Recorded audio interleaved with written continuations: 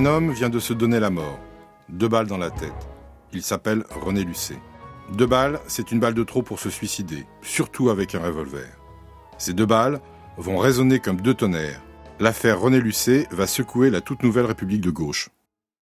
Directeur de la Caisse d'assurance maladie des Bouches-du-Rhône, nommé afin de réorganiser et rentabiliser une institution endémiquement déficitaire, René Lucé va découvrir qu'à chaque remboursement d'une feuille de soins, des organismes paritaires, gérés par des centrales syndicales, prélèvent une taxe de 20 francs, soit environ 3 €. À chaque fois qu'un assuré consulte un médecin, automatiquement, ces syndicats perçoivent une commission de 3 € versée par la Sécurité sociale au détriment de son légendaire déficit. Où va l'argent ? Il repart vers les caisses des partis politiques de l'époque.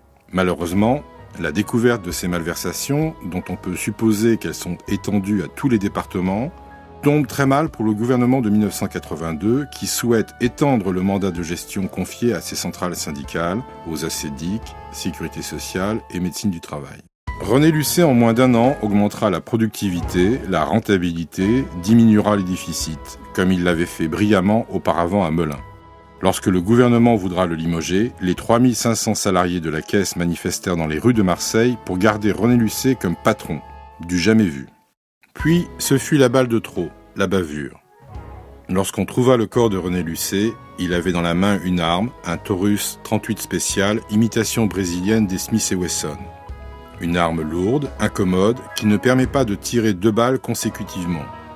Seul un pistolet automatique permet de tirer 2 balles immédiatement sans qu'elles changent de trajectoire. Sa main avait été lavée de manière à ne pas permettre l'identification de l'arme qui avait tiré. L'oreiller qu'il aurait utilisé pour atténuer le bruit de la déflagration a disparu des pièces à conviction.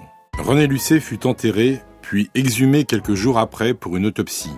Le médecin légiste écrira dans ses mémoires que la seule fois où l'on a voulu lui faire prendre des vessies pour des lanternes, ce fut pour l'affaire René Lucé. L'affaire René Lucé fut classée sans suite, l'oubli est la pire des morts. Pour participer au jeu, vous devez répondre à ces 13 énigmes.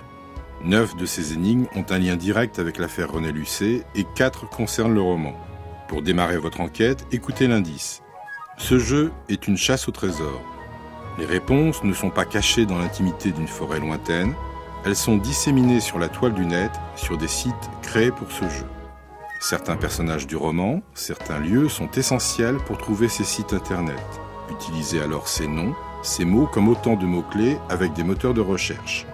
Rajoutez un doigt de persévérance, un soupçon d'intuition, reportez vos réponses sur le bulletin que vous pouvez imprimer depuis le site, envoyez le tout à l'adresse indiquée et visitez régulièrement le site ou le forum où de nouveaux indices seront régulièrement affichés.